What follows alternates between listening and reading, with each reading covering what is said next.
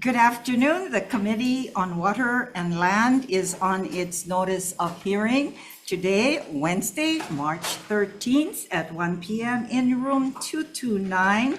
And just to clear up some measures that we need to make announcements as well. For those on Zoom, if any, the content of this hearing can be found on its legislators' website.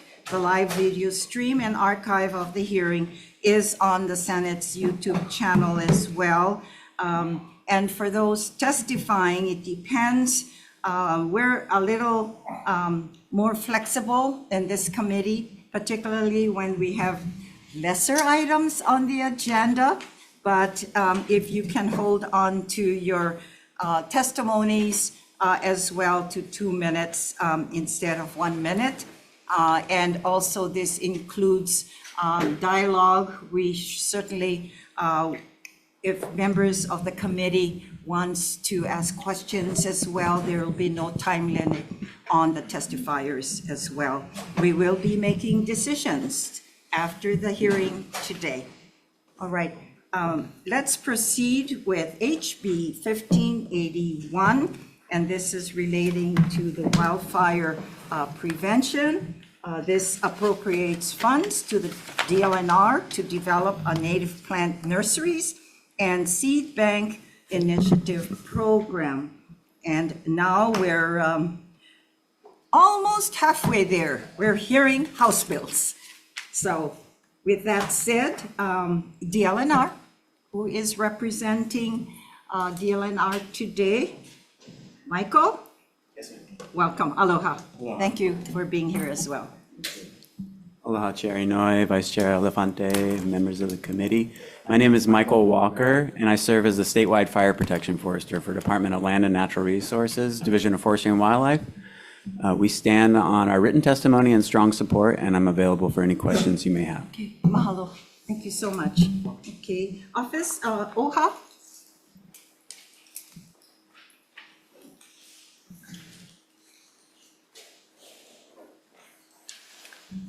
Aloha. Aloha, Chair, Vice Chair, members of the committee. My name is Kaylee E. Nixon. I am here representing the Office of Hawaiian Affairs. We will be standing on our written testimony and support. Mahalo for the opportunity. Thank you. And members, Chair is very flexible as well, where the testifiers is coming up and you have a question, good time to ask as well. Okay. University of Hawaii. IT, anyone on Zoom? Yes, he's present on Zoom, Chair. Okay, Donald Drake, the University of Hawaii, on House Bill 1581. Right. Thank you, Chair Inouye, Aloha. Vice Chair Elefante, and members of the committee. Don Drake, Interim Director at Lion Arboretum, UH Manoa. We stand on our written testimony in support of this bill. Thank you for the opportunity to support this, and we're available for any questions. Okay, thank you. Members, any questions of those on Zoom as well? Please feel free to ask at the same time. Care for the Aina Now Coalition, Jocelyn Herbert, and I believe on Zoom. Not present on Zoom, Chair.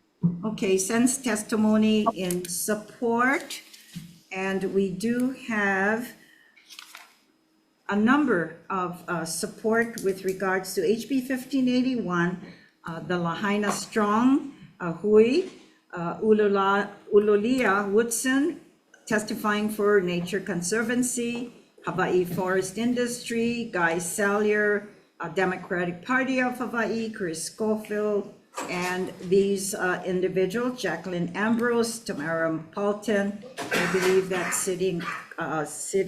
County of Maui, Riley Bond, Cedar Wilson, Jackie Keefe, I think it's Isis Osborne. Let's see.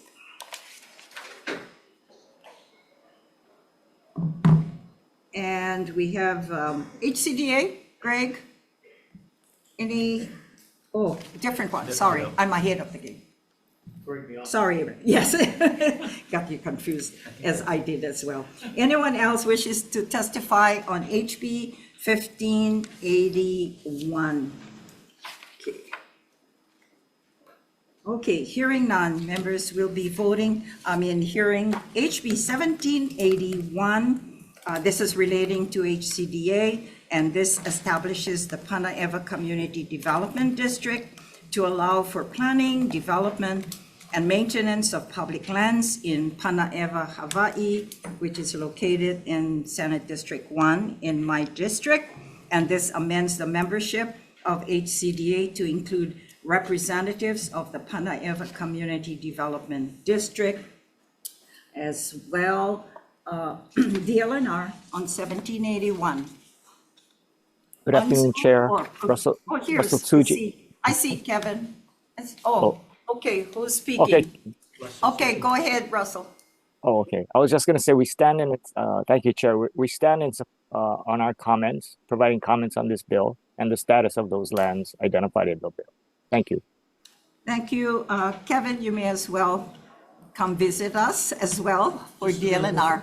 Just available for questions. Okay, thank you so much for being here. Okay, HCDA.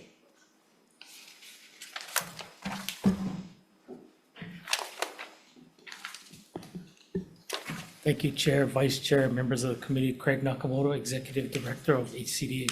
We stand in support of this measure. The bill aims to establish a new community development district to allow for planning and development of public lands in the Pana'ewa area of Hilo. The bill doesn't include funding or staff positions currently, but such funding or staffing could be provided in the future. So we just offer some technical suggestions to the bill. You know, Chair, as you're aware, these kind of two community members kind of get added to our general authority board, which is currently, I think, about 17 members. And it seems like it growing. will be growing. Yes. And I think the issue is until, as the bill is currently drafted, those eligible voting members would be counted towards quorum, and vacant positions are counted towards quorum. So we run the risk of running into quorum issues on our general authority board. So we're suggesting that those two eligible voting members be changed to non-eligible, non-voting members, non-eligible members, until such time as the governor makes an appointment of one of those community members. And that'll give us a little bit more flexibility and also account for, vacancies and this funding horizon. I have a question, and members feel free to ask as well if you have. With regards to, you did mention two others have been added. So aside from the Pana'ewa, are you saying the He'ia as well? No. They just. I thought you no. mentioned that this one and another one, like there's two. I mentioned that added. there's two community members that are added for this. Oh, for the positions. Pana'ewa, yeah. And right now, they're eligible voting members. We're going to say that they are going to be non-eligible. I understand. Non-voting, yeah. Anything else? I think that's really it. Okay, since you're here, I Okay. have a question. Why is the BLNR, the chairperson, with the board set up, minus the potential of us addressing Pana'ewa? Like He'ia and Pana'ewa, is BLNR board chairperson is not included, but all the others are? So, Now, He'ia, is that member on the board? So what I recall, Senator, was when the Pulehunui board, the Pulehunui district was created in the 2022 ago. legislature. I think it was at your suggestion that the DLNR chair be added to the Pulehunui board. So the DLNR chair or the designee, in this case, Russell Tsuji has been the designee, is the designee for the Pulehunui board. The Pulehunui board, we don't have the community district representatives yet. There are names that have been submitted to the governor's office, and we hope to get Because the legislation just was created. a couple of years ago, yeah. But the Russell does sit on the general authority board. But that's the reason why we've created it for Pulehunui. And I think you are thinking at that time, Senator Chair, was that because DLNR has land holdings in the Pulehunui area. And I think that's. Oh, because it's public land? Yeah, you- Okay. Exactly. Is Ha'ia public lands or private? EEL lands are owned by HCDA. That's what I think Steph and I were talking about in my discussions It's- about the question. I think it had to do with land ownership. And then the HEA lands are owned by us, and we have a So long, it is owned by HCDA. HCDA, And we have a yes. long-term lessee, Kako Evi there, and Okay. Kako Evi is led by Kaneko Schultz. Okay, all right, that kind of seemed like my question, and we thought as well it had to do with the land ownership. Yeah, and Okay. I think this Panaeva district, if I'm not mistaken, it does. It's put- on DOA. Yeah, it puts, Panaeva district does put the chairperson of the Board of Land and Natural Resources on the Panaeva board. So that means, yeah, Yeah, but I think now we have to consider, because when Panaeva District, it was created for agriculture. So we don't have HDOA on the board, so maybe, I'm not sure on the appropriateness. If this measure passes, those lands are under DOA. So I guess we'll have to discuss that as Yeah. well now. I think if there was further, I mean, if there was development contemplated for those DOA-owned lands or the other lands there, we would certainly bring in the chairperson of the Department of Agriculture. Some of the concerns I have about adding, No, we're getting too big. the board is getting. Board, and you run into quorum The problems. board gets a little bit unwieldy, it just has a practical concern. I get the reasoning for adding, but I think we can also work with DOE without having board DOA. membership. DOA, I'm sorry, without having board membership. That's my feeling. So just thinking out of the box, and questions I often raise, because from being former mayor, you always have to look at many sides of the picture. So, because the HCDA has grown, and it seems like they're becoming part of the original HCDA, okay? Because we've added new districts under that purview. Now,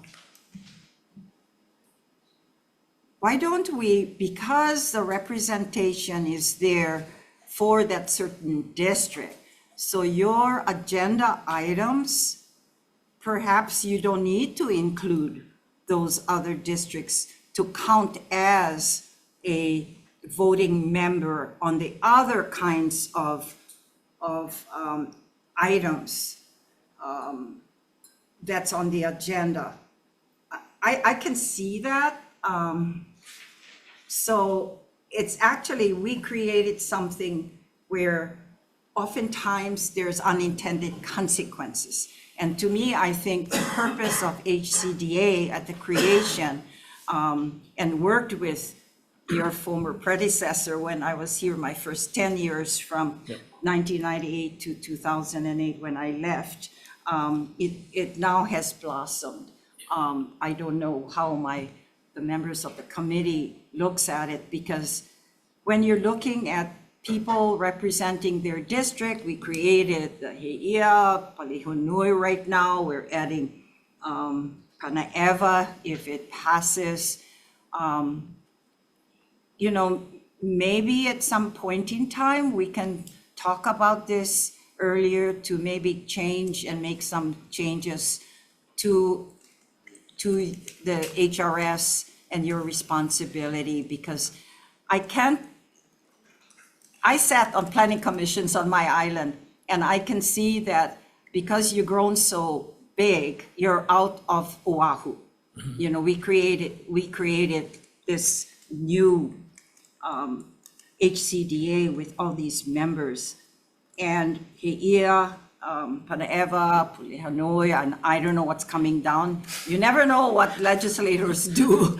You add more to the scene. But think about that kind of stuff, because if they're not on the agenda and you can't stop growth. We want, and that's your role, economic development, move projects, get things moving, because you have to work with all these other sub-agents that's in control as well. You don't want to stop any of your agenda items because of what we created with quorum, but something I think we can think about it. Maybe what I might suggest, Chair, is maybe during the off session. Yeah. That maybe we sit down, because I think you're familiar with HCD from your past, and maybe we can work on some streamlining and Exactly. reorganization of the boards. We also have the TOD program under. And you got housing you too. got- Well, yeah, part of More that. We got- housing. So we got TOD under that too. So I think there's ways to streamline it. Good. Maybe without sacrificing the community input, because a lot of the decisions, most of the decisions are made at the community district board level, like Kaka'ako, Right, Kalaeloa. right. The general authority board has certain things that they vote on all the time. One is hiring and firing the executive director, Exactly. doing evaluations and approving audits and so forth. But a lot of the action occurs at the community board level. But I'm happy to work with you and others during the off session and look at it. But for this one, I would suggest we just add the Panayeva district and then maybe make that technical change. Sure, to- be happy to, and we can include WAM and other committees that are involved with be the happy work to. that you do. So, but that, we gotta think sometimes out of the box. Happy to. Okay, Happy good. to. Thanks so much. Okay, Good. questions? You have any questions for HCD? All right, Thank you very much. thanks so much, Thank you. Craig. Thank you. Budget and Finance, Luis has sent communications with comments as well. Anyone else wishes to speak to HB 1781? Sorry, DLNR, Kevin, or if Russell is there. I have a question on this Panayeva bill.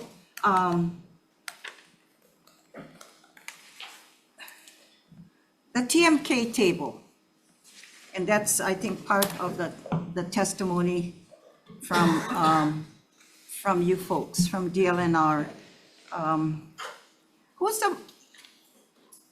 The bill before us talks about identifying four TMKs, am I correct?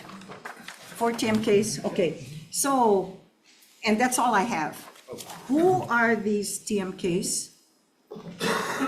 And normally, like we did in the past, when our committee and DOE looked at property owners of DOE schools, and when we did the bill addressing all the TMKs with those that DOE was looking at ownership of land, and quite a few of the TMKs were owned by the city and county of Honolulu. So that bill identified all the TMKs, but I mean, this is my district.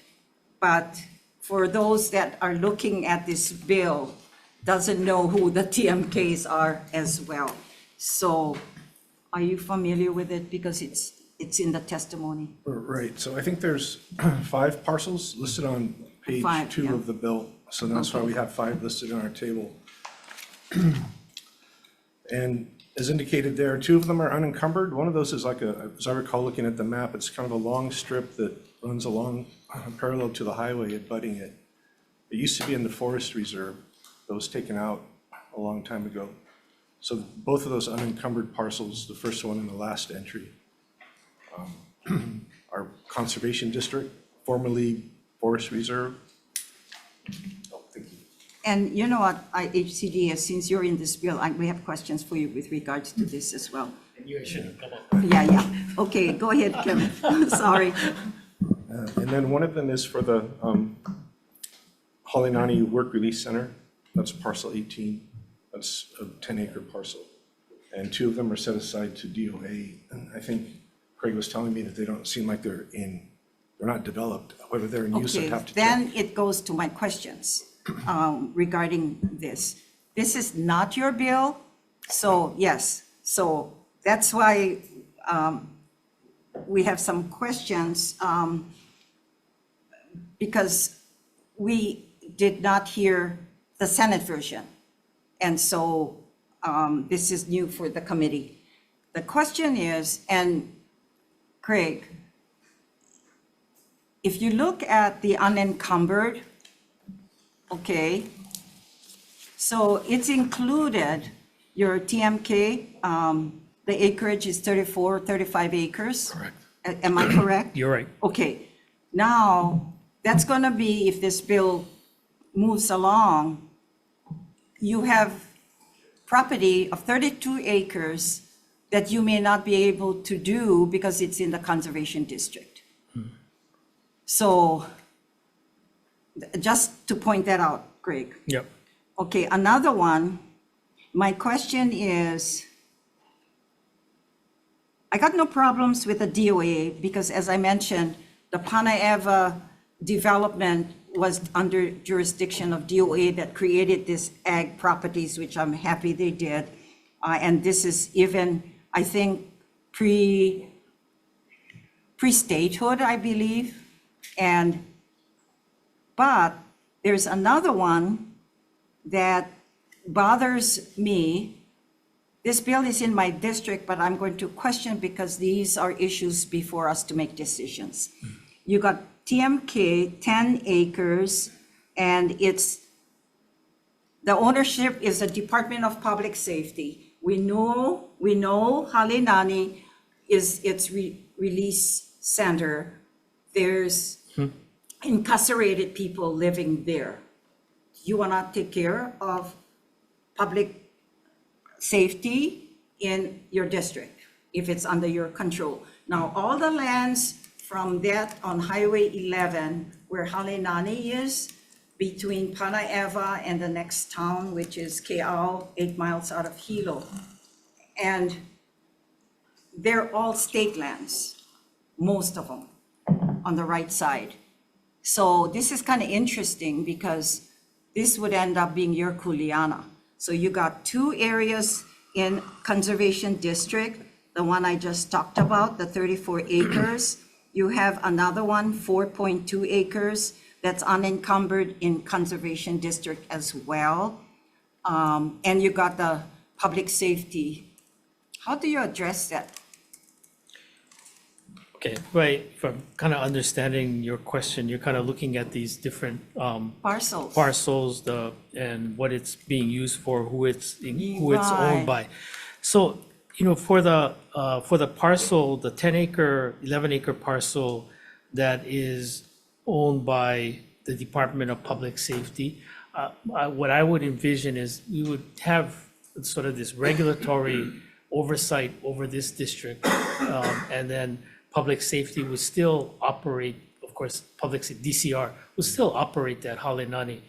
On a bigger picture, Chair, Vice Chair, Senator, I think this bill is a new bill, creates a new district. I think we'd have to look at possible uses. The bill asks us to look at Sure. these underutilized lands and see what we can do with it.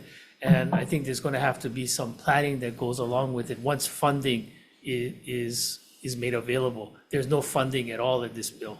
Okay, So I and think- reason I raise that is because Halenani eventually, and with the needs of public safety and prisons here on Oahu, I can foresee eventually that there's going to be an increase for jail system throughout the state. Panayeva is perfect place to extend incarceration infrastructure. So I can see now, if they come up with their own jurisdictional plans, they got the monies, they want to move ahead, we got to go to you. They got to go to you. So it creates a stall. And to me, it's problematic. As an example, the Hilo jail system on Wainuinui, where the schools are, right now, Hawaii County and all the neighbors around there wants that jail moved. However, we're already doing new infrastructure and the new additional dorms. not dorms, their cells are being added. So I can't stop construction. But eventually, I think whoever comes before us in the future may even put a stall on that particular parcel at where the school district is. So I can see where Halinani and the land surrounding it will eventually have an increase for incarceration infrastructure. So that's my only concern. It's going to be a burden for public safety. So let me try to address that a little bit. I think if DCR's plans are to include a new jail in the Panaiva district, I think they really, I mean, I leave it up to them to plan that, to vet that in the community, also vet it with the administration and so forth. I think that's their planning that needs to go through that. But I think as far as a stall or something like that, I think what we could help is if the plan is to relocate a jail there, I think we could help with infrastructure that's going to support that jail and that increased use, just like in our So the planning process, Yeah. you're saying, you'll be willing and help, because if it passes and whatever, you'll do the best you can. I think, yeah, of To work course, together. of course. Okay. And I think it's not any much, if a jail is going to be put there, as you say, I think it's no different than our Pulehunui district in central Maui, where there's DLNR owns a significant amount of lands, DHL, and there's a goal there to develop infrastructure to support DLNR lands there, also DHL, and there's an idea to relocate the Maui jail from where its That's current right. location is, because the Maui jail has, since the jail opened, right, there's residential that has grown around it, so it's really kind of outgrown that space. So the idea is to move that jail to the Pulehunui area and have infrastructure Well, the to support. decision has been made. It has not been made. Oh, That's a okay, that's a but that's thought. a thought. That's a thought, Okay. right? Yes, okay. Yeah, question. Senator Vice Chair. Elefante. Yes, hi, Director Nakamoto, and to Mr. Moore, thanks for your testimony. So I know you mentioned that there's substantial property in DOA lands as well as DCR. So I know this is a proposed bill moving to the legislature, but has there been any conversations with those agencies, kind of what, Chair mentioned on future plans by DCR in the Panaiva area and that area where Halinani is? For me, since this bill was introduced, Vice Chair, I haven't had any conversations with DOA about this bill. Well, DOA is here. Yeah.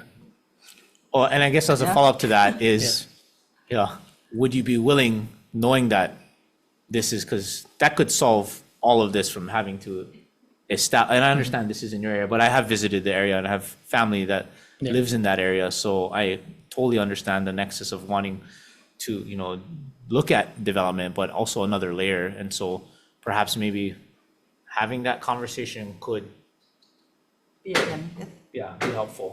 Sure. Yeah. I mean, we can have that conversation. I don't think it should prevent the bill if you otherwise see merit in it to move along.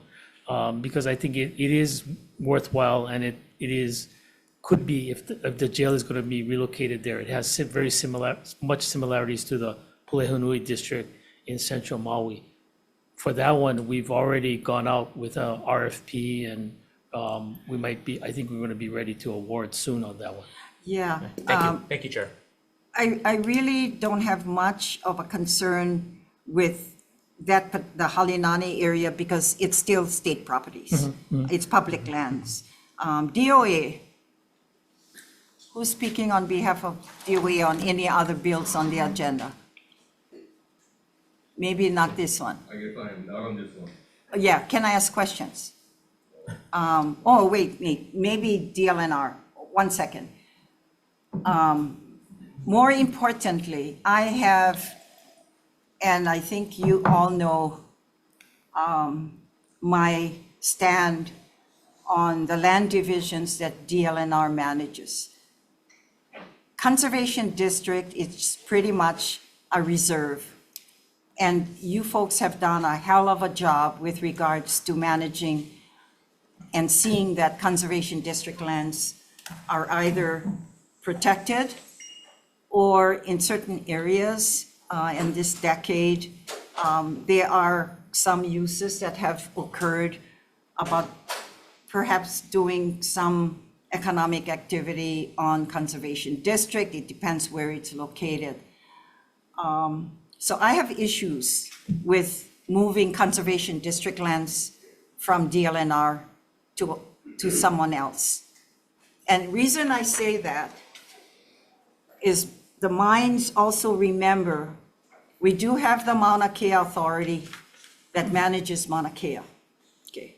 There's two things that's happening because the 10,000 acres on Mauna Kea is under the jurisdiction of the Mauna Kea New Authority, but there's a lawsuit with OHA on the Conservation District lands that they feel part of their suit is that the Conservation District should remain according to the charter, our Constitution, and the federal Constitution, because the law also protects lands that they call charter lands that on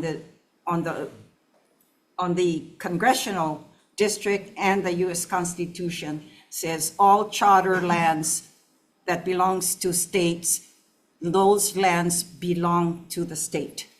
And that's why BLNR and all of the lands and the ceded lands are protected under the state and under DLNR. Secondly, I also have a bill, I don't know if it will survive, on the Mauna Kea Authority. It's floating somewhere. It passed the Senate.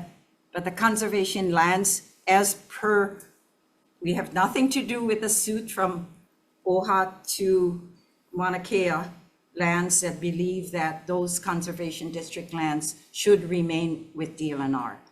So with that said, and I didn't see your comments that protects the Conservation District lands. This is not your bill as well. So with that said, I'm very concerned about releasing conservation lands to another. Yeah, Craig, come.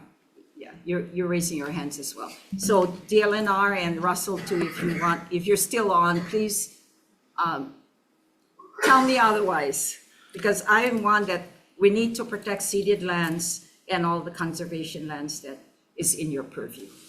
Yeah, I guess the only comment I would make is, and I'm sorry we didn't include a map, but maybe we should the next time we testify. Sure. But so that the two conservation district parcels are kind of long. Well, one of them is very long and narrow, and it seems like they were left as kind of a buffer to the highway. And so we have other So it could be maybe, I don't know.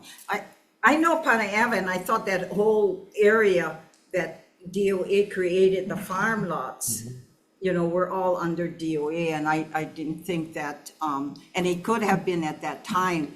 And I think Panayava was created during Ariyoshi's time, or even during, even preceded him. I don't know if it was pre-statehood as well. But that was centered for agriculture. And Chair, let me just add to what Mr. Moore said. Nothing in this bill proposes to transfer any lands from DLNR or DOA to HCDA. Nothing in this bill.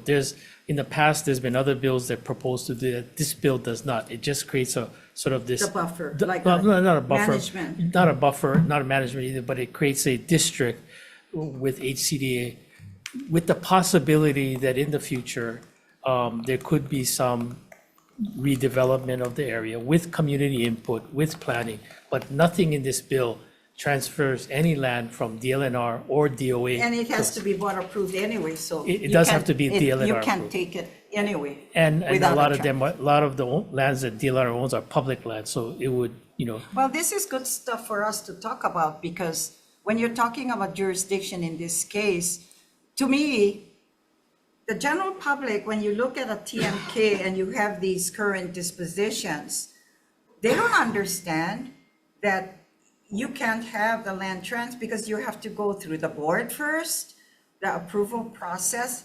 And I'm sure many who sees a transfer of conservation district lands to another agency, that really interrupts what our constitution says. So, yeah, that's why I need to make sure that we're in the right discussion period. And I'm glad you're here as well to see, okay, what are you gonna do? So you have conservation you got like, Kevin, there's 34 acres.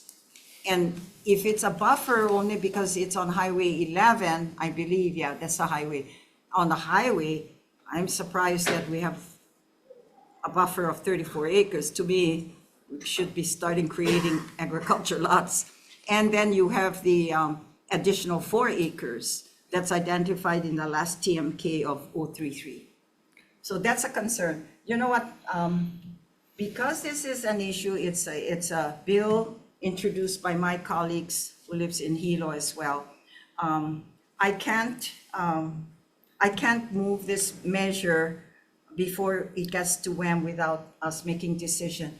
I'm not gonna kill the bill, but I want to have some answers from DLNR, how you look at how we're gonna work on this conservation district. I think it should go back to you guys to see if, I don't know, Attorney General didn't even opine on this measure as well.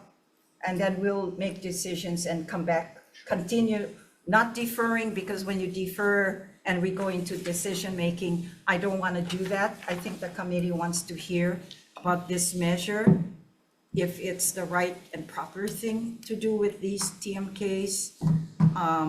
And have, because it goes to WHAM, but I want to make sure that when we the committee sends this to WHAM, I need to have answers when I have questions from WHAM.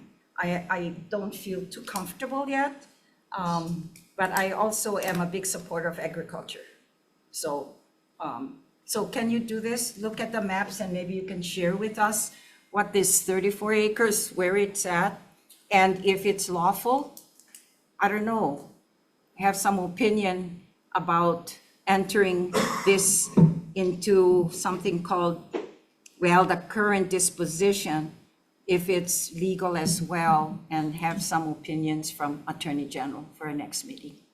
Just let them look at it, but you gotta get some maps for us as well. sorry, Chair, just for clarification, by disposition, you don't mean a transfer, you mean a, I don't know what this measure we're looking yeah, at. but there's no, just for, to be clear, there's no disposition Yeah, of yeah. lands. Yeah, Right. So by disposition, I think you mean that the status of- the DLNR lands are gonna be put into this district that's gonna be the Paneva Community Development District. I mean, I think state lands have been put into community development districts in the past, other state-owned lands. So Understand. I don't think it's anything unusual. Okay. But, But we need a report from DLNR, okay, because this is their lands. And yeah, is there sufficient time to Yeah. still decide on this? oh, yeah. Okay. We have until next week, Thursday, Okay, yeah? Okay. So we'll put it on, we need to date this as well. Today is Wednesday, we have a hearing on Friday, and that's too soon. We'll give you guys time. Monday's agenda, we have hearing on Monday. Yes, thank you, Chair. or Wednesday, anyway. But we'll make that decision before today's end of the hearing. Thank you, Chair. Thanks, Vice But Chair. please, I can't make decisions until the agents that's responsible for managing the lands understand what's happening. I want an opinion from Attorney General as well. Thank you. Thank Okay. you, Chair. All right, Thank you. okay. Anything else, members, on 1781? Okay, and let's proceed with HB 1923. We've heard this measure in the Senate version as well. This is relating to camps. This allows overnight camps in operation prior to January 1st, 1961 to be regulated via the special permit process. Okay. OPSD, Office of Planning. Thank you, Chair. Harris Roof for OPSD. We stand on our written testimony available for questions.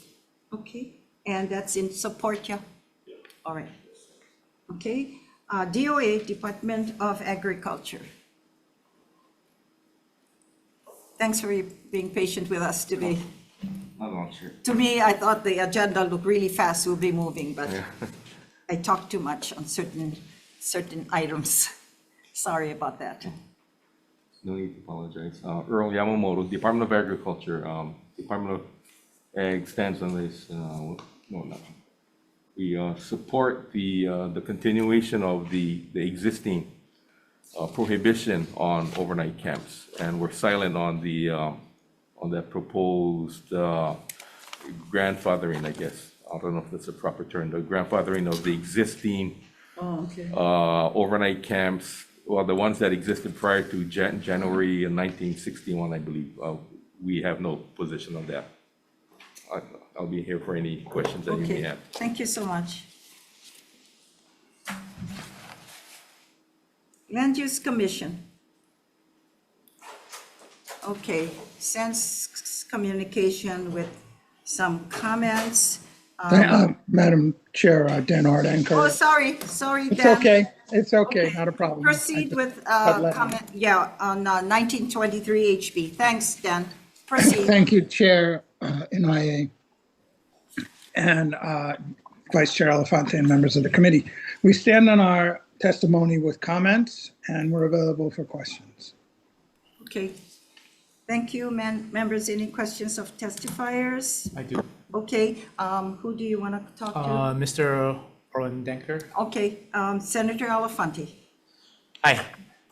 Thank you for, I know your testimony was very broad in terms of deferring to some of the organizations that had opposition to the initial bill that the Senate did here. So could you help us explain for the LUC's position for those that, camps that have been in operation before January 1st, 1961, that they would come through a special permit process? But my understanding is, didn't the Supreme Court rule in terms of outlawing special camps on ag districts?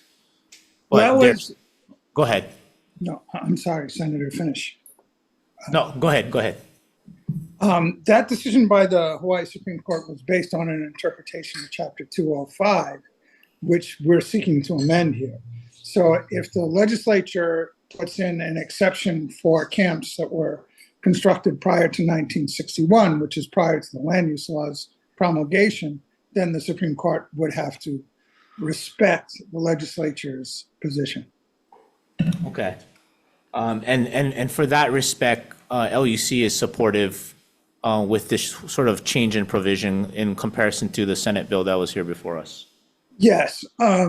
Basically, what this bill does, in contrast to the Senate version of the bill, is that it maintains the prohibition on camps that's currently contained in 205, but it resolves the issue of those camps that were in existence before 1961 and which, for lack of a better word, were grandfathered in.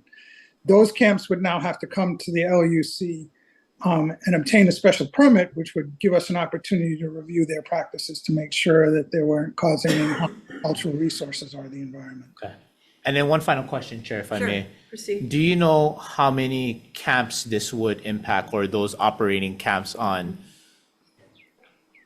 I know there's several on Maui that this bill does impact, but do you know other? I know personally, I know of 4 on Maui and 2 on Oahu. I don't know if there's any on Kauai or the Big Island or Molokai for that matter. Okay. Thank you. Thank you, Chair. Yeah, I do know there's camps on Big Island, but I think it's in the boundary of the Hawaii National Park. And so then LUC jurisdiction, we don't, any infrastructure or any developments on national park system lands, they don't come to the state, right? No, they do not. Yeah, We don't have okay. any jurisdiction over federal lands. Okay, me being a lifetime Girl Scout, we do have property owned on Saddle Road, DKI Highway, above PTA, the military camp. They do camping over there, but it's pretty much reserved for Girl Scouts.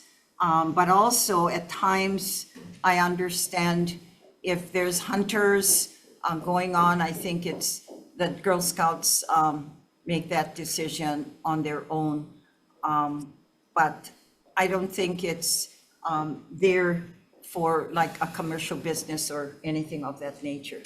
No, I It's the don't only believe camp it that I is. remember. Okay, Yeah. all right. You got your questions I did. Thank answered? you. Okay, anyone else, since we got land use on?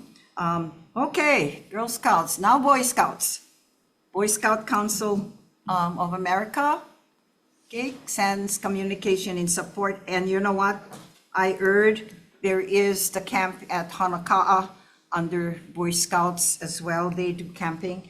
I'm not sure if they extend it to outside of Boy Scout activity. Okay, Kimokea Foundation, Kimokea Kapahululehua, sends IT. Okay, He's present on Zoom, Chair. Kimokea, aloha Aloha, on Zoom. aloha. Can you hear Yes, me? yes, aloha, proceed. Yes, I want to first thank you for letting me to testify on the HB 1923. I'm sending my written testimony.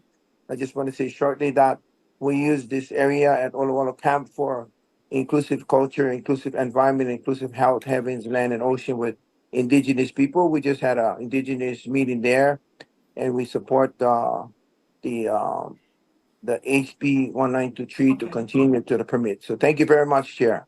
Okay, aloha. Any questions for Kimokea? Okay, Maui Surfer Girls. Dustin Tester sends communication in support. Maui Chamber of Commerce sends communication in support, as well as Jacqueline Ambrose. Okay, let's proceed then with HB 2261, and this has to do with historic preservation. This amends the definition of quote, historic property, unquote, used in historic preservation laws to only include property listed on the Hawaii or National Register of Historic Places or built before August 21st, 1951. Dr. Donner, aloha. Thank you for being here.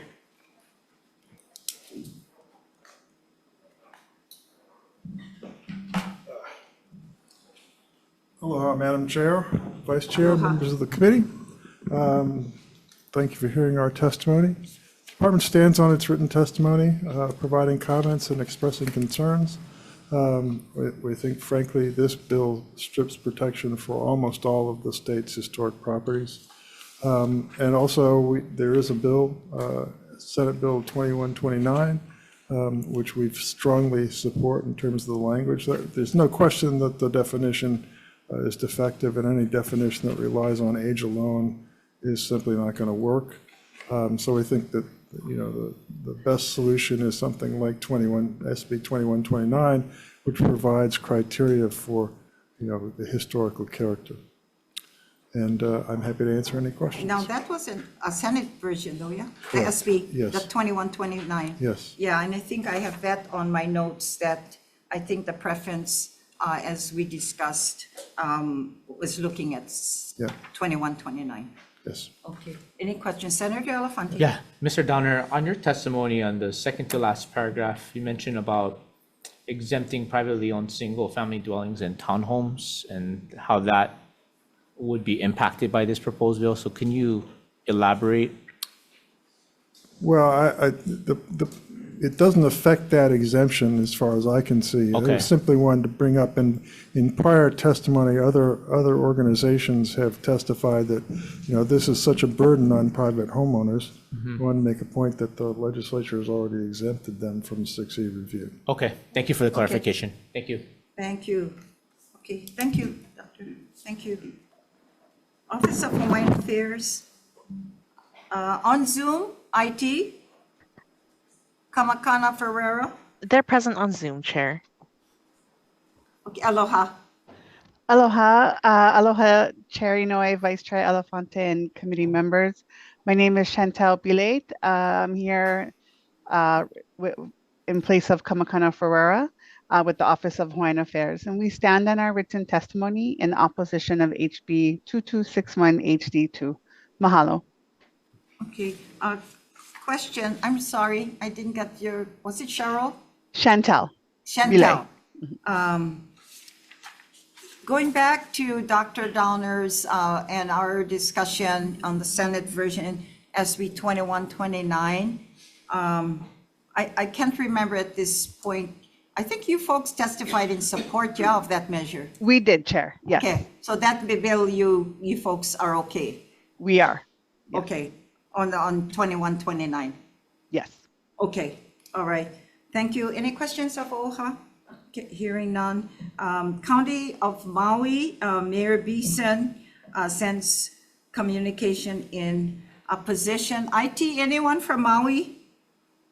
Not present on Zoom, Chair. Okay, thank you. Hawai'i Realtors.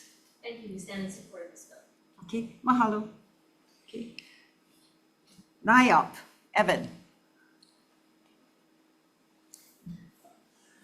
Good afternoon, Chair, Vice Chair, members of the committee. Evan Oye on behalf of NIOP Hawaii. We strongly support this version of the historic properties definition bill.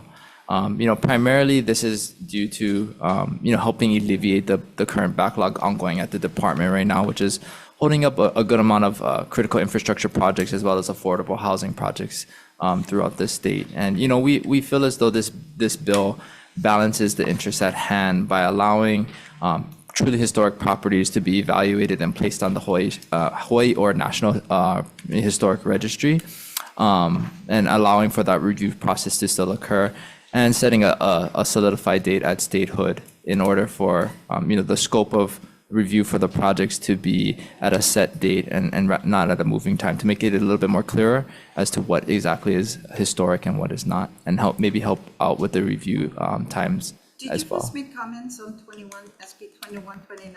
I believe so, and I think that was relatively similar to the measure that was ongoing last year in HB 201, from my recollection. And I from our position, I think that definition is a little bit too broad, and it could actually expand the scope of review for projects, which might exacerbate the review times and processing. So, that was our concern. I can go look back at our exact testimony on that. With that said, then, are you folks following the Senate Bill 2129 in the House? Did you hear it already? Or Dr. Donna, do you know? Are you following the Senate version? It's a triple referral, so it has to be heard by tomorrow night. It's not.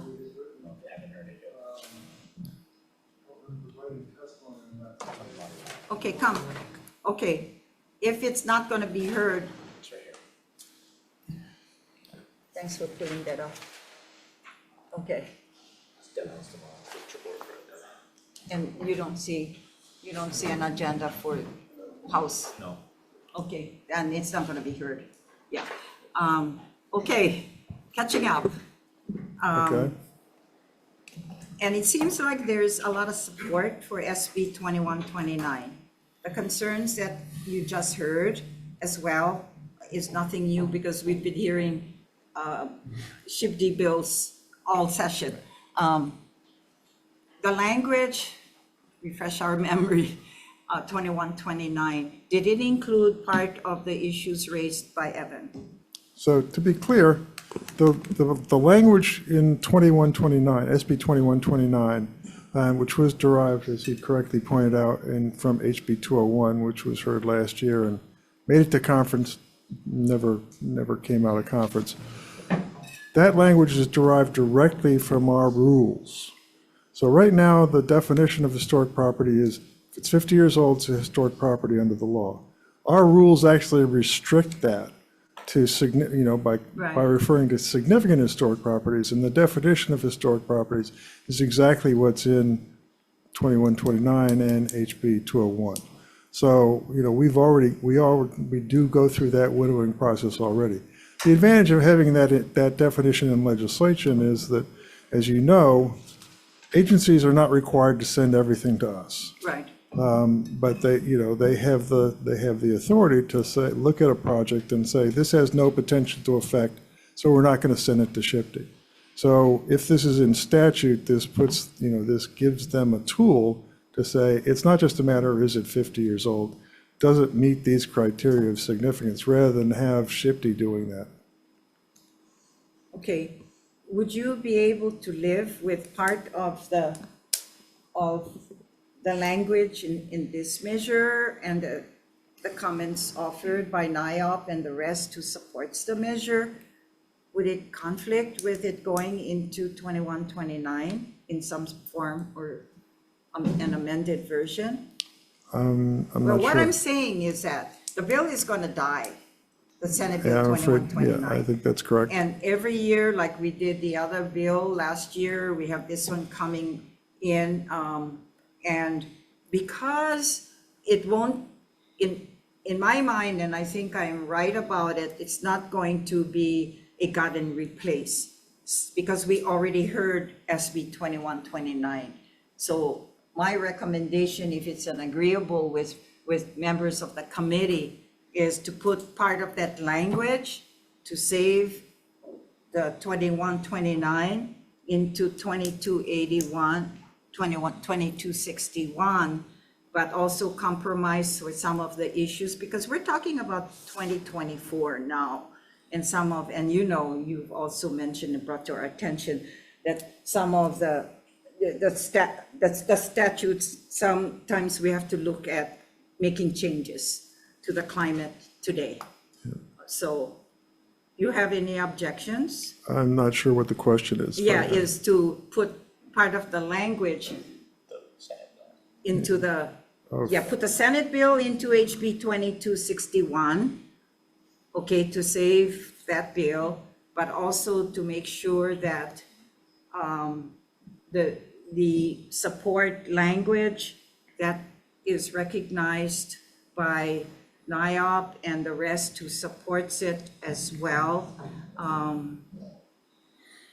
be there in some terms, because I know we have two oppositions, from OHA and Maui. Sure.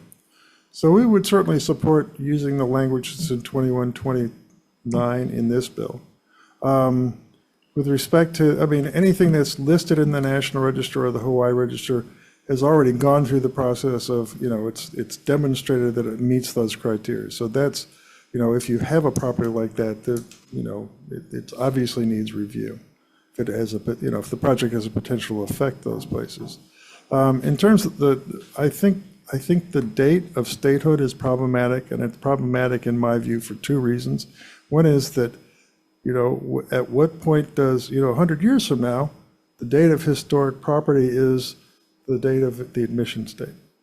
And, so now you've got 100 years of property that can't be eligible. There is no alternative. Anyway.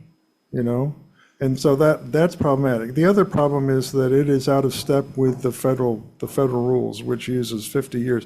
50 years is a guideline. It's not it's the difference between 50 years in federal law and in state law is that 50 years is a bright line distinction in Hawaii, where 50 years is actually sort of a rule of thumb. So something that people regard as exceptionally significant that is less than 50 years old could be considered eligible for the National Register of Historic Places. So I think those are the two problems that we see with having a hard date that is tied to statehood. Okay, so this measure strikes out current language on page 3, striking out the over 50 years old. And then it goes further, deletion on page 3, line 11 to 15, that number 1, listed on the Hawaii or National Register of Historic Places or both. And this follows the striking of the 50 years old. Secondly, is nominated for inclusion on the Hawaii or National Register of Historic Places or both. And the last one is located in a historic district, but added the words historic property. So you have a problem with the deletion of this from statute.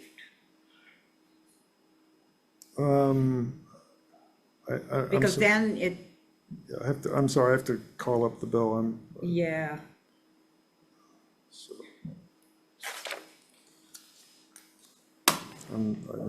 I'm just trying to work it out if there's here. Give this to him.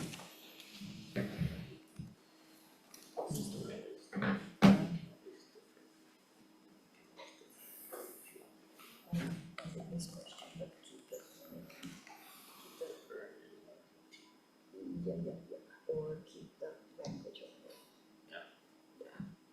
The 21. Yeah. And not do the changes. Okay.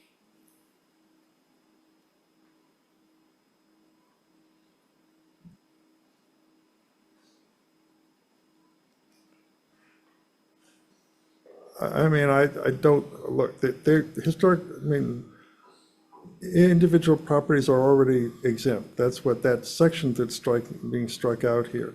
I don't think it makes, because this, as it's currently drafted, widely broadens the exemption. So that, unless it's listed, which accounts, statewide, for about 2,000 properties. And the state has never been surveyed. There's never been a survey effort. There's never been an effort to evaluate the results of a survey. And, that there's never been a program to list properties. Yeah, okay, one thing that was brought up as well by the supporters is the delays in approval process, but I think that has changed because we have given you quite a bit of personnel, and I'm not sure from then if you were able to hire, including the new archaeologists positions as well, so. Senator, in response to that statement, I think we would acknowledge that we are still experiencing some delays and problems. I'm not sure, where the status is on the staffing of the new archaeologists is at this time with the department. Do you still have current backlogs? We have a current backlog. Not as much? It varies by island by island. Okay. And it is smaller than it used to be. I shouldn't say smaller, it's shorter than it used to be. I mean, That's roughly, what I roughly heard. 40% of the projects Okay. that come to us are reviewed within the time, the 45-day time limit set by rule. But yes, there's no question there's a backlog, and even when we're finally fully staffed, it will exist for a while into the future. Okay, all right, thank you. Thank you. Thanks, folks. Thanks, Doc, for staying with us as well. We do have opposition to continue Hawaii's Thousand Friends, as well as Historic Hawaii Foundation, in support from Grassroots Institute of Hawaii, the BIA, and an individual, Jacqueline Ambrose. Any further discussions? If anyone wishes to speak on HB 2261? Come forward, hearing none. We'll proceed then with, continue on to HB 23. Sorry. Yes, Senator Clarification Favela. Of the 50-year-old, are they exempting that, or what is it on that? Is it 50 and going up? No. Or how is that? Dr. Downing, just in case Senator has Because further a questions. lot of the buildings in my community is 50 and up already, and houses. Some of them is 100 years old. So I know how is this gonna benefit, because when I look at my testimony that, and when I went through that, I'm not supporting this bill. So I want to get some clarification, maybe I read it the wrong way. So can you kind of explain a little bit, just briefly? So, Just to add though, Senator, are you saying that and it's all in our communities, so the homes that are older than the 50-year-old, like in your district as well, you're saying how it affects you, or do you want, or are they interested in those buildings becoming part of a historic home, or? How is it gonna affect them if they go onto the registry or not? 'Cause some of them cannot even touch the houses already.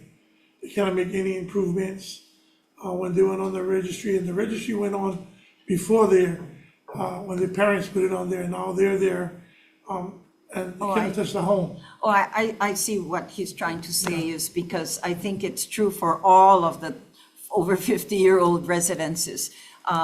But I don't think you're denying improvements if they're not registered, but proceed. so as I understand your question, Senator, if it is, you're talking about buildings that are listed right now, they're listed in the Hawaii Register. So those properties would be subject to review under the law and would still be subject to review under this, the language of this bill. But, in this country, and certainly in the state of Hawaii, historic preservation is not an outcome, it's a process. So if somebody came to us, they would have to go to the county first and apply for a building permit. If the county sent it to us, we would look at it. Only if the applicant wants to have their home as in historic place. Well, he's talking about, as I understand the his question, reverse. they're already listed buildings. Yeah, some of them are already listed, yeah. Yeah, so in that case, we would look at it and we would, there's nothing in the law that prevents that homeowner from demolishing the building if they want to. All right, thank you, Chair. Okay, all right, okay. You okay then, Senator? Yep. All right, okay. Let's proceed then with, okay, we're back to HCDA again. Thanks, Doc. HB 2361, this is relating to the Hawaii Community Development Authority, and this authorizes the CDA to render services to and assist state and county agencies upon request.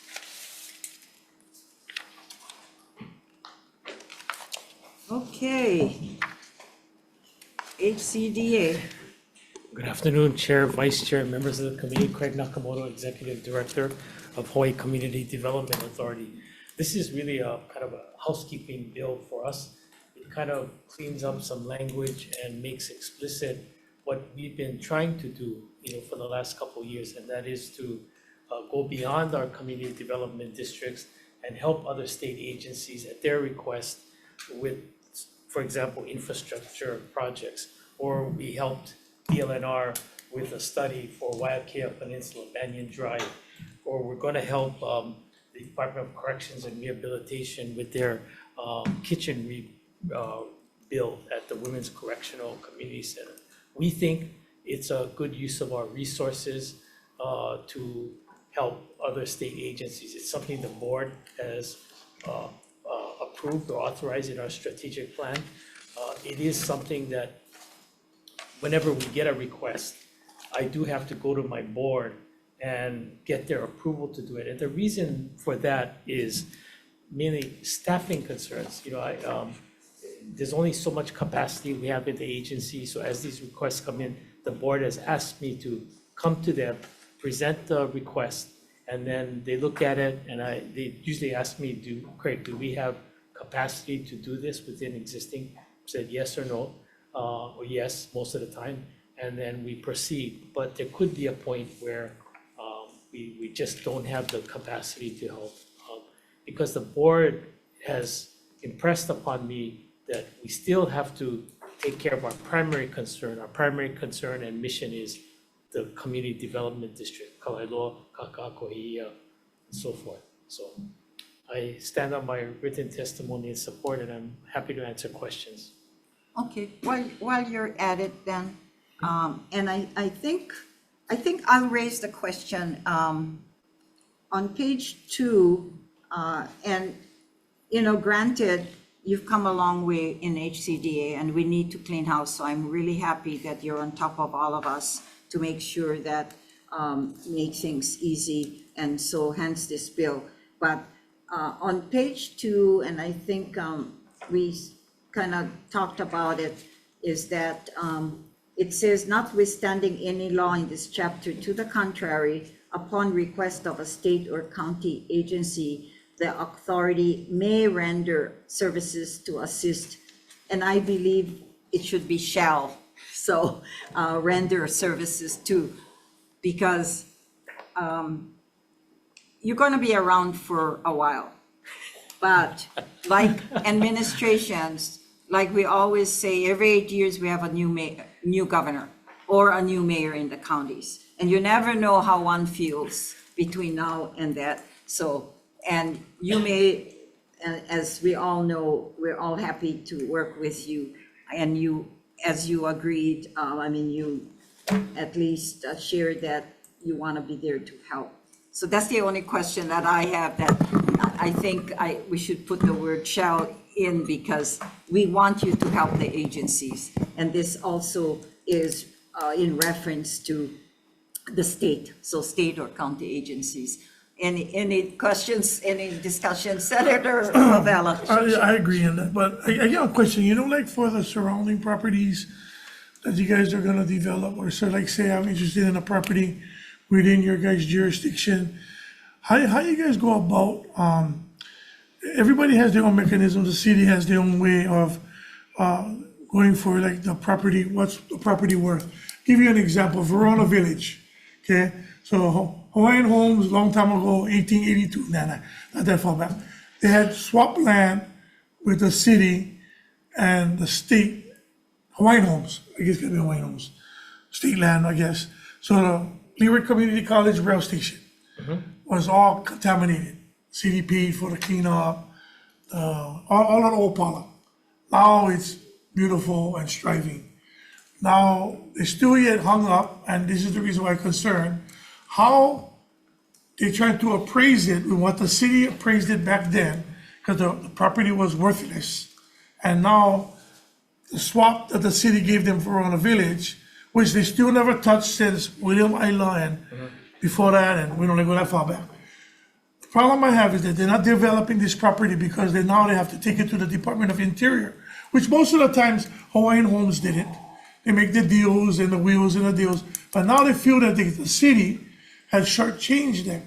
So how, as HCDA, when I want to get a property from you guys, how you guys do your guys' appraisal on what area or what surrounding properties do the appraisal? Like me, if wants the home next to me, I know my property tax is going to go up. But how does you guys do them in areas there's no development around, and then you guys put in an appraisal on the property that somebody wants to develop going forward? Before you answer, can I, as Senator, I followed Verona Village, but didn't how did it end up with the HHL? Because if I remember. So I call it Verona Village. Yeah, but Verona Village was the plantation houses, right? But then it went to the city and county. Right.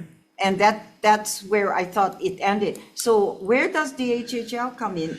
On Kapolei Parkway. No, but the Verona Village, was that, is that was part of the swap of the land that they did. So city and county gave it to the HHL. The HHL. Ah, that's why they're involved. Right, so the rest of Verona Village is gonna be something that Peter Savio is finally gonna get to redo.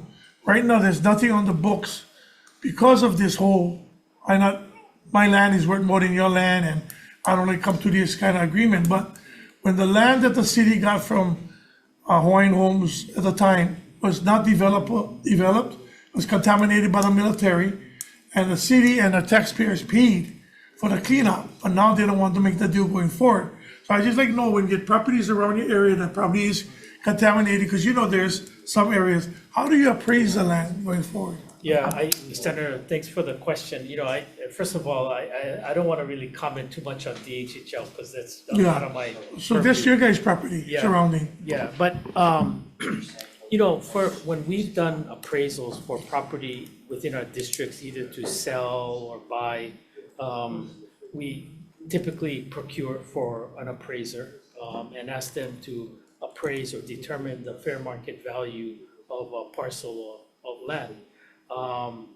They would necessarily get comparables, and we don't tell them what comparables to include. We don't tell them what comparables to exclude, and we don't tell them how to make adjustments. I'm not an appraiser, so I can't really, I'm just generalizing what they do. So if you have a comp of you get a comp and you have like a vacant land, you get a commercial property comp, for example, the appraiser has to make a lot of subjective adjustments, right? Yes. To say, okay, well, you got this commercial property and you're trying to appraise this vacant land. So there's a lot of pluses and minuses that gets happening.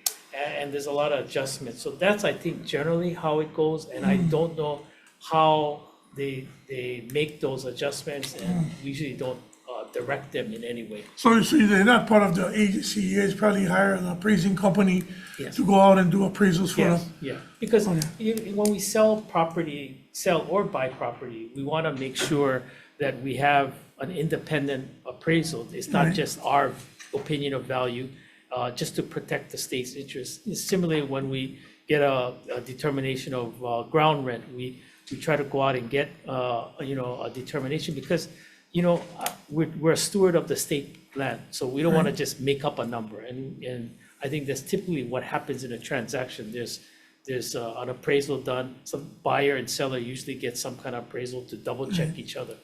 It's not an exact science. Yeah, I don't the only reason why I ask you is because we were talking about you will be able to help other agencies and whatnot on their will and requests from you guys. Some of that will be on property that will be appraising and financially. So I just want to make sure that you guys don't come in the back end and then they're going, not suck, but take a little bit more than they need to chunk off of you guys' generosity. Yeah, and that's true too, Senator. DLNR do hire appraisers for all state leases as needed. And HDOA rarely do, because they're all in ag and it seems like they don't have too many issues. But they have an authority that if they do, they would hire an appraiser. Yeah. Senator, did I Thank you. attempt to answer your it's question? Perfect. Okay, Okay. he's happy. I'm not an appraiser, okay? I'm So just tired of the monster houses around my community. yeah, I can't do anything about that right now.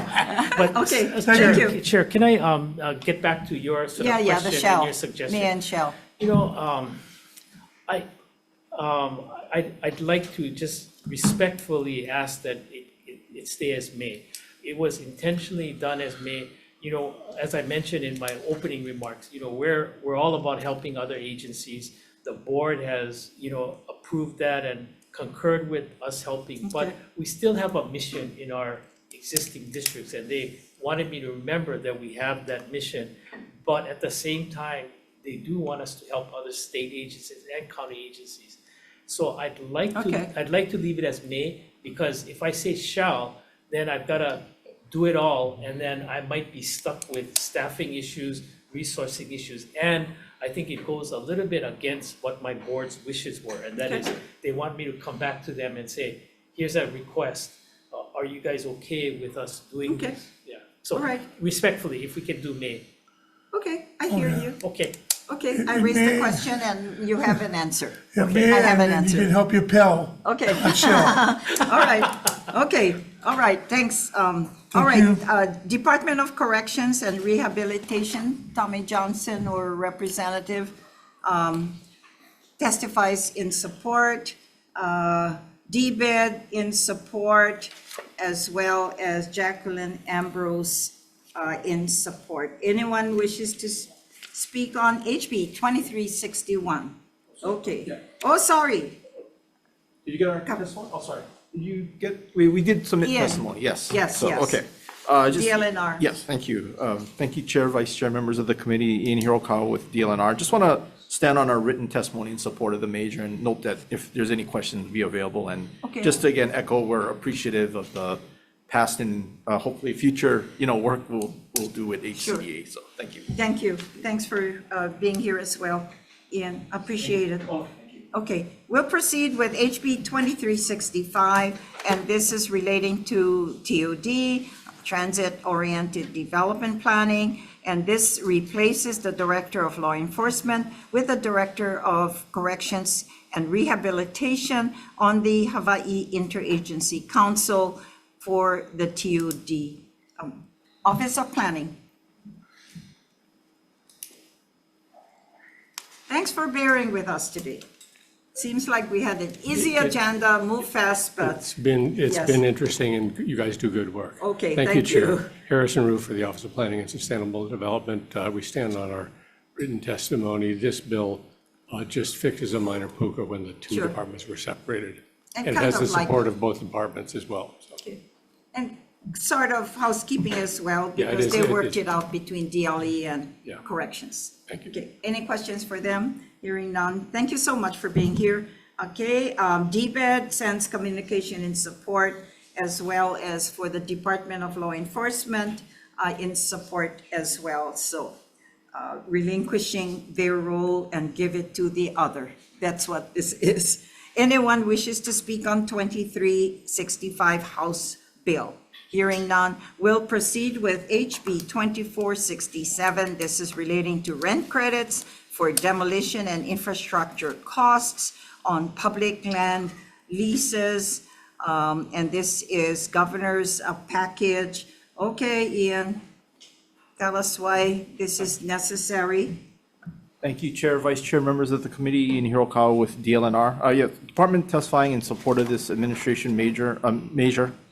Basically, it's to repeal a sunset date on a law already on the books. Right. We think it's valuable because, especially what we've seen, like, for example, in Banyan Drive, in having to remove improvements, derelict improvements, or the cost of infrastructure and, developing newly developed lands is just so high that, I think it's just one tool it's sort of one tool you have to, assist in the development. It's just these are significant costs, and they don't necessarily directly lead to revenue generation, unlike, for example, the cost of an improvement itself. So that's why we kind of feel that if, we could get the long-term investment to either remove a derelict improvement or provide infrastructure that'll benefit the state land in the long term.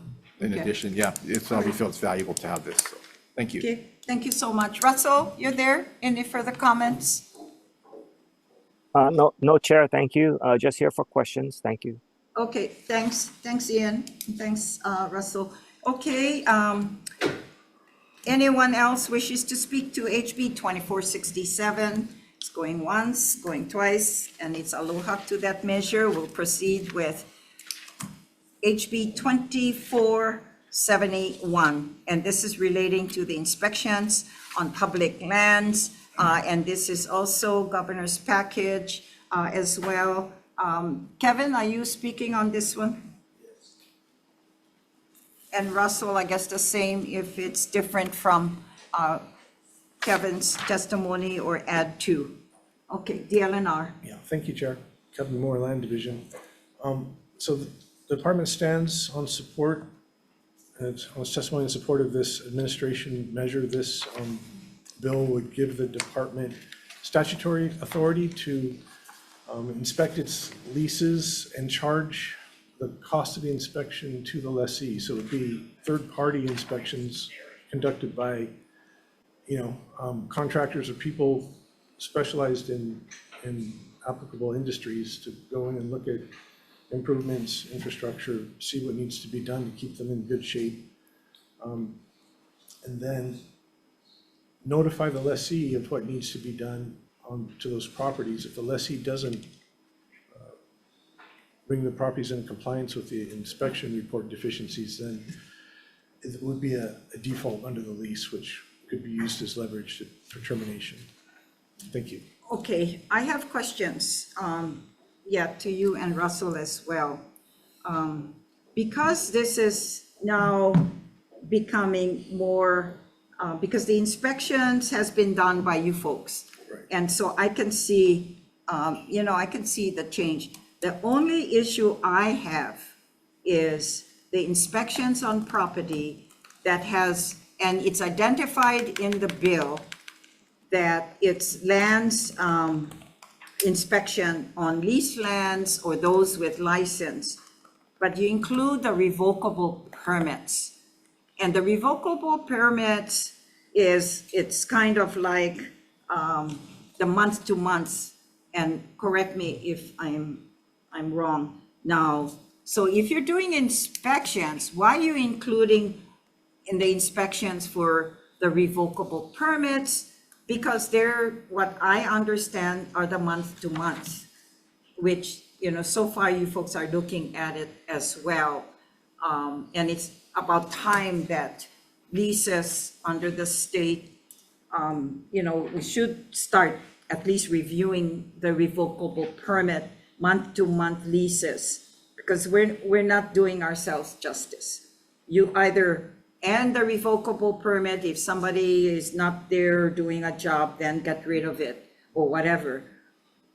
But to do the inspections on revocable permits month to month, why would they pay for the inspection? And then you come up, okay, I have a month to month because I can't get you guys not giving me a long lease.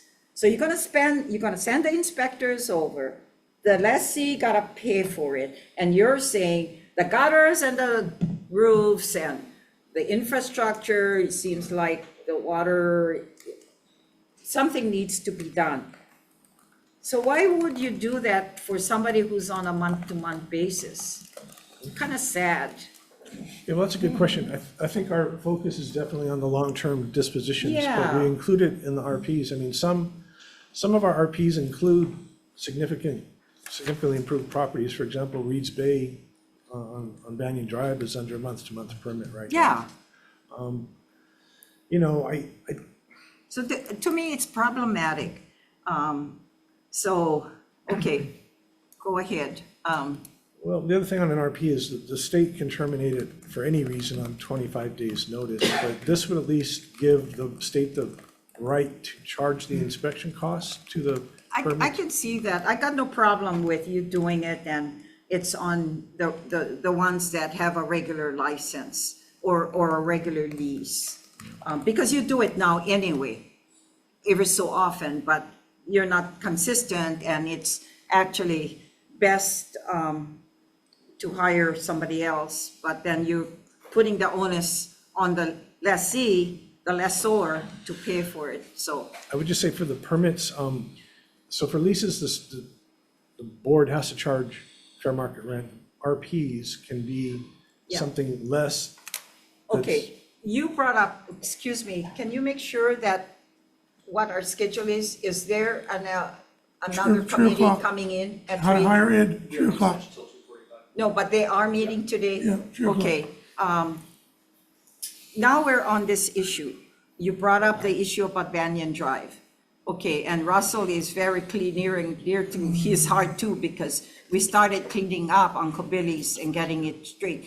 But on the country club that Savio gave up the lease, and then it was reopened again, giving it to Ryan Lee.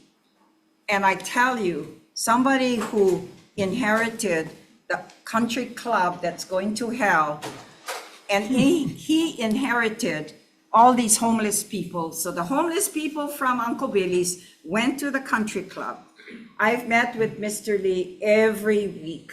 The homeless has gone in, and gone in, trashed the place, took out all of the security cameras, broke the elevator, and we have Section 8 renters in that building. Now, how are they gonna get up and down that area? Recently, they trashed 10 more hotel rooms, the homeless people, and Mr. Lee is there trying to fix it up, and he has been getting sued because he wants to evict some of them, and so they don't want to leave, so he's already spent, who has not even gotten the lease to operate that place, not more than a year. He's already in stressed with over $1 million already, only going to hire attorneys and fighting suits. So now we have this dilapidated building. So you may go in, he's month to month now, he's a revocable permit. So with all what he inherited, now you're gonna go in, or you could, okay, go in, you're gonna cite all these issues that he didn't create. What you gonna do with a guy who has revocable permit? It's sad. Okay, so Okay, so you hear me? I hear you. Okay, That case is a little bit different because he was approved, he was selected as the developer for a new long-term lease. It took him a while to get his proposal to us because of various reasons, but we're working now to take that to the board. And so when that goes to the board, yeah, but you know, it's sad because I know, and Mr. Lee comes from New York. He's developed housing. He came here to Oahu, he developed housing, and that's his projects. And he's now opened up businesses. He bought several homes in town in Hilo, fixed it up, and put some of those that were relocated, Section 8, to those homes and renting. I mean, that's a developer who you would like to have. I don't want him at the end of the day said, you know what, I'm gonna give this up, I'm stuck with this, but I'm gonna give the state back this property. So what do we do? Now, another thing too is, colleagues, just to let you know, I wanted daycare there, but I know that daycare only goes into policing state lands. The police won't do anything. By the time that the police got called, the guys are gone. Do you know they already made their campgrounds on the ocean side of that property? Oh my God. Okay. So that's the issue I raised with this language. I won't be late anymore. So I got problems with inclusion of the revocable permit, and I may take it out, but then we continue discussions so the bill moves further. But I agree that, you know, I support the rest of it. Okay. All right, earful. And too bad, it's all in my district. Okay, thanks, Kevin. I really appreciate your presence here. And Russell as well. I don't know if I should, Russell, we can talk about it later, some of the discussions that we have with regards to this bill, because let's see, where does this bill go to? Ways and Means, am I correct? Judiciary.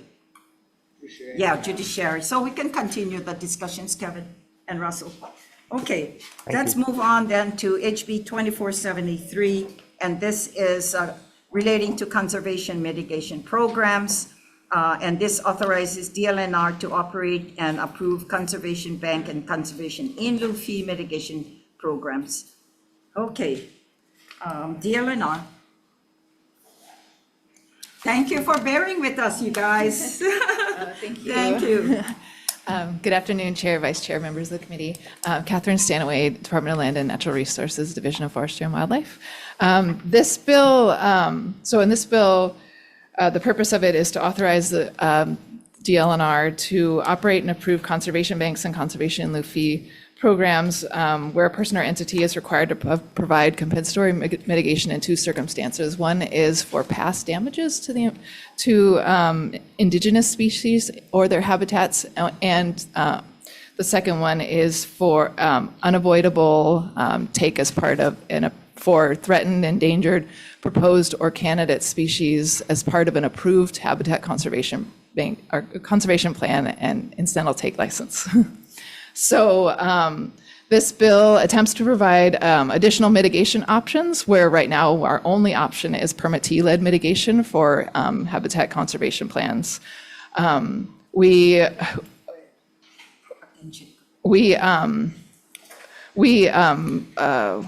want to provide more certainty in our mitigation projects, and that's really the goal of this bill.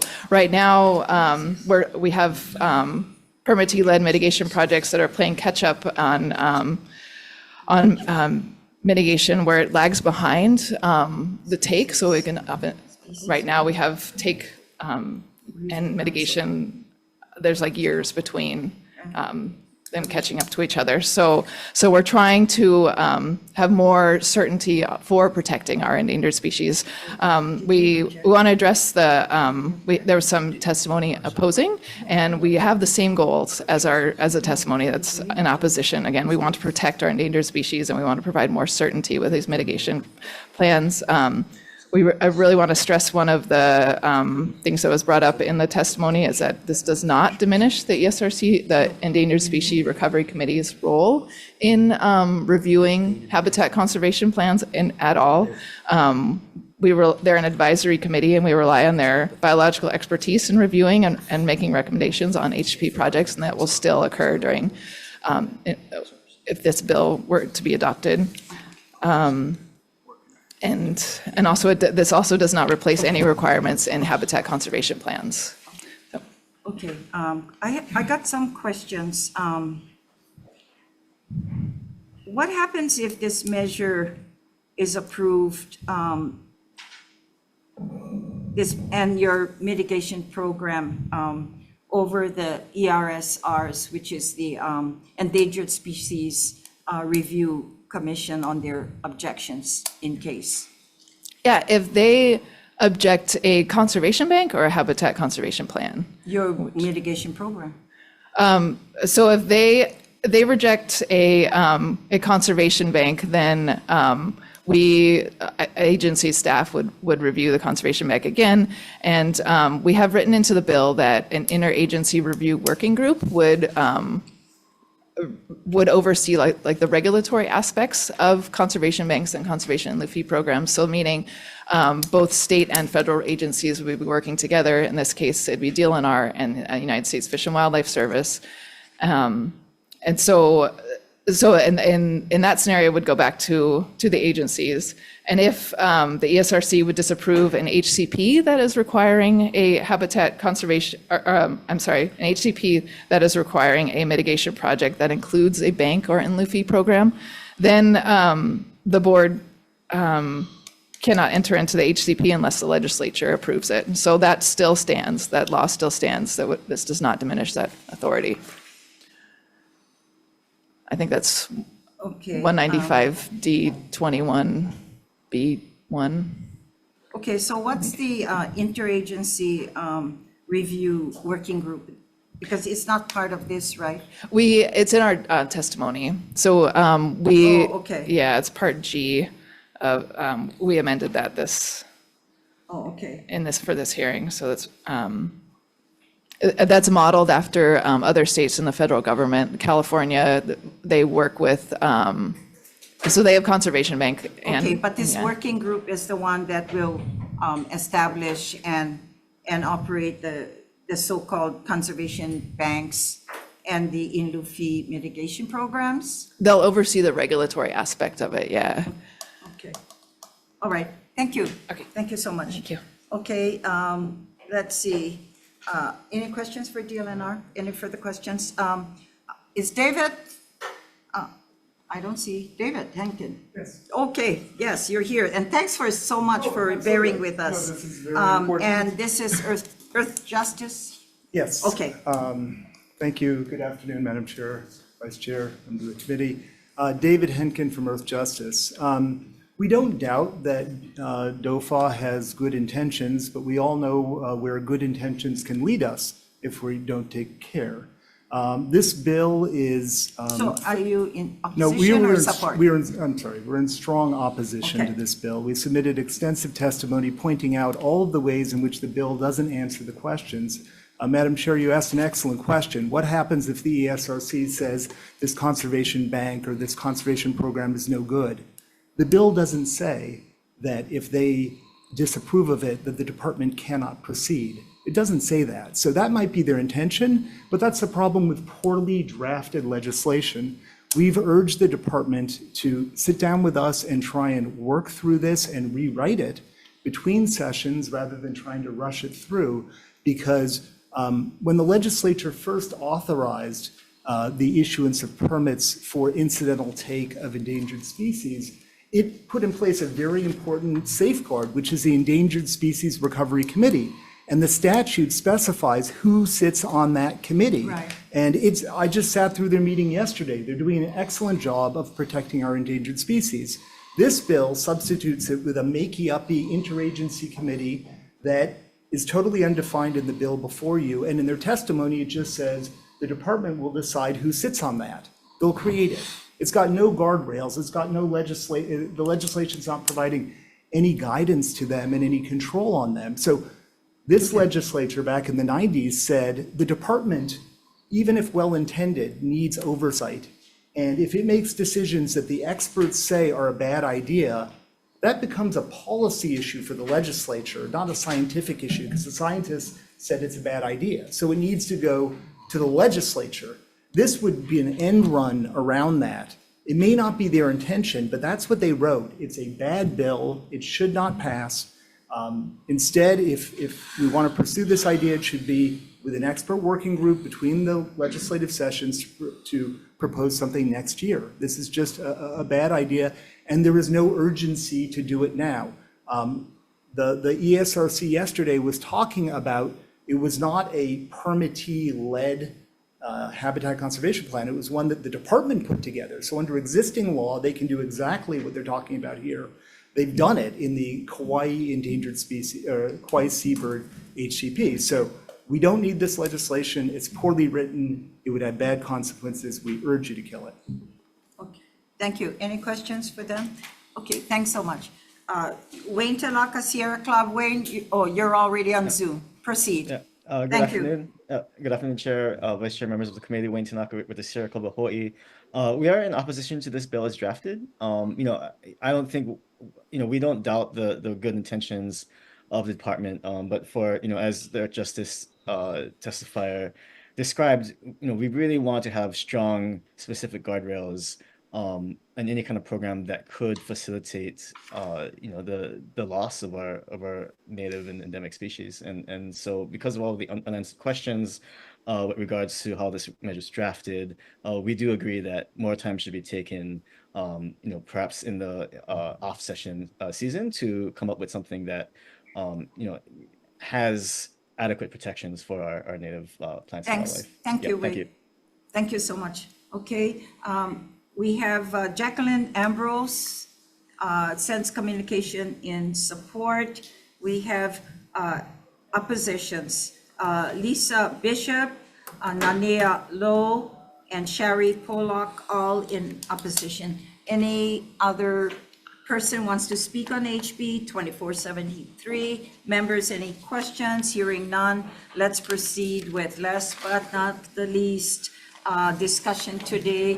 HB 2505, this is relating to land use, increases the fines for violations of land use laws. This imposes an enhanced fines for developers and owners of important ag lands who repeatedly use the lands for unintended purposes.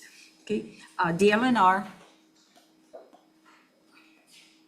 in support, and Michael was to speak on this. Department of Ag.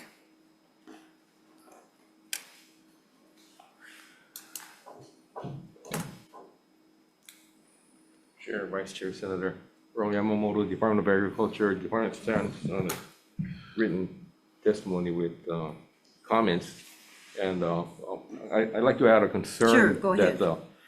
That the effect of this bill would be to discourage, if not cause, the existing landowners that have important agricultural lands dedication to consider withdrawing from that program. And this may also diminish the attractiveness of voluntarily seeking important agricultural land designation because of this kind of poorly worded implication that an unknown amount of your land is supposed to be put into agriculture use of an unknown nature, and just a lot of uncertainty that shouldn't be here, threatening the important agricultural land program that took so many decades, right? Back in 2005, finally passed, and now here this could possibly threaten that the continuation of the program. And the protection that goes along with it. Yeah, we have that concern. Okay, what, did you give the same recommendation when this measure was heard in the House? We're working on it.